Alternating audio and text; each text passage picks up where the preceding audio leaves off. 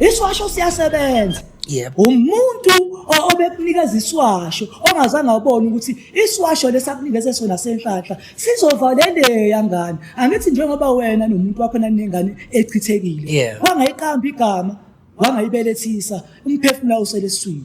Shothi unina wayo unethunzi eswini kuye kufanele liphume kuye mayisingane iqanjwe igama mase beyahlambululwa. Manje uzoba kanjani nenhlanhla unefe elimnyama phezulu kwakhe. Ifika igeje lapho. Awukwazi ukuthi wena ufuna umuthi webhizinisi noma ufuna umuthi wenhlanhla. Yes. Abazali bakho babenukuwe ngokuthakatha. Yangagezwa leyo mhlamba phezulu kwabazali bakho.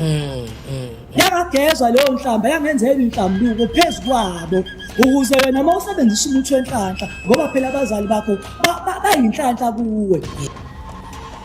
Umuntu ozelwe enemimoya impilo yakhe inzima ngoba ihamba ngambili, ihamba ngokubili. Yonke into ayenzayo ifuna ibe nomsamo wakhe ayicreatela yona. Kodwa akushiyi ukuthi uzoba isangoma. Wathi zaba u5 izangoma ekhaya. Sengiyihlabile mina isangoma sasiphumisa lonto sahluleka. Endapha sekubangeka abathakathe egcekeni sekubambwa ukuthi ubani usebenza ngobani. Kanti ukugeja umuntu obezolungisa. Umuntu oba nekhono lokusebenza ekhaya egcekeni uba munye. Kodwa nonke ngoba ngizalwa umoya womuntu wayesangoma ekhaya noma yenyanga nizoba nazi ibonakaliso kodwa zikhetha umuntu oyedwa. Ingakho nonke kufanele ndlule ndikini nendawo ngoba manje ngalungisiwe liba isichitho umuntu ohleze ehlela impilo yokubalisa. Injabulo yakho izikhashana. Wena injabulo yakho ihamba nokukhala. Umuntu ombethe nje injabulo yakhe ihamba nokukhala. Ungene uthandweni uyithanda intombi kodwa kuhamba isikhathi kushiye ngabanganga lutho. Ikinto ebuhlungu njengomuntu ozalwa abazali abanemimoya uphila impilo enzima. Uba nezitha all over.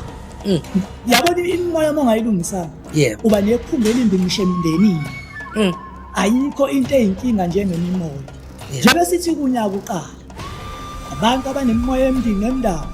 Abantu abalungisa izithunywa zabo bathi zivalekile zisebenza. Yagaranta mina. Yagaranta ukuthi uyakwenza lokho. Ukuthi ngiyakwenza lokho. Umuntu owathi umsebenzi wethonga lakho uvaliwe noma uvaliwe noma athi ithonga lakhe elantshontshwa noma athi ngathwethula mina ngiyakugarantela lokho masufike mina ngingcono lapho singcono.